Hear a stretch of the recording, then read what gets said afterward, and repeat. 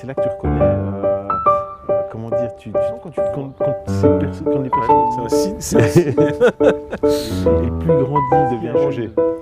Et j'adore, donc il est venu et puis Tu transmets la totalité de l'être humain. je crois que tu as passé la soixantaine, c'est ça? Oui, j'ai bientôt 61. Ouais, c'est ça, donc tu es dans ta soixantaine.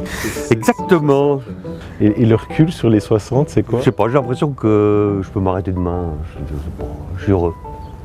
Je suis heureux. Ça se ressent. Ça se ressent. Je n'ai pas de gros soucis. Enfin, j'ai des soucis, oui, mais des soucis qui font partie de la vie, quoi, que j'aime, en fait. J'aime bien avoir des soucis. Mais Une des plus belles valeurs pour toi? la plus belle valeur, c'est la rencontre humaine que l'on a autour de la nourriture elle-même. Je pourrais vraiment dire que c'est ça. C'est pas fortuitement que l'on fait à manger quelque chose. On pense à l'autre instinctivement quand on est en train de préparer le repas. On pense à ce qu'il est. C'est très profond. Hein. C'est très intime de partager un repas avec l'autre. Qu'est-ce que tu aimes chez l'autre? Moi, j'aime beaucoup le respect de l'autre et le regard que l'autre a à ton égard si il y a cette compréhension mutuelle et qui dépasse les clivages, qu'ils soient politiques ou religieux. C'est juste la rencontre de l'autre, de l'humain, en fait, l'un à l'autre, indépendamment des préjugés qu'on peut avoir. Quelle est ta définition du respect?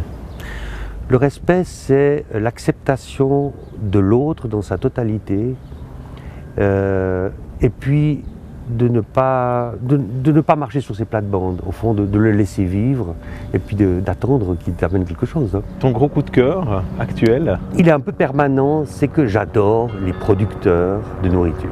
À partir du moment où tu rends visite à un producteur, tu as un rapport à la nourriture qui est complètement différent. Je veux dire, tu ne peux pas manger une viande, moi je ne peux pas manger une viande dont je ne connais pas l'origine, donc je ne vais jamais dans les supermarchés, je ne sais même pas ce que c'est qu'un supermarché. Je me force parfois à y aller pour voir ce que les gens mangent, et je vais juste regarder les caddies de ce que les gens mangent pour pas que je sois complètement en dehors du coup. Mais autrement, j'ai besoin de savoir qui a produit la nourriture pour la manger. À quel moment tu as eu ce plaisir de cuisiner Depuis tout petit.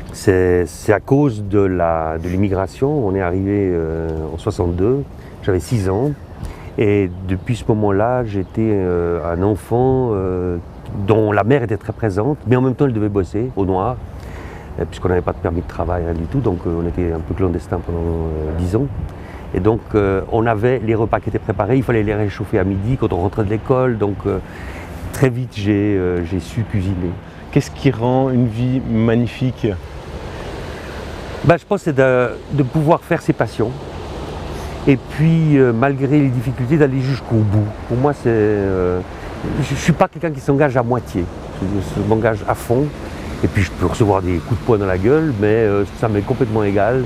De toute façon, j'ai un peu le cuir épais, c'est peut-être l'envers du décor que dans certains disent « ouais, mais enfin tu supportes n'importe quoi ». Je dis oui, je supporte un peu n'importe quoi, parce que j'ai appris depuis tout petit à supporter des situations un peu dures.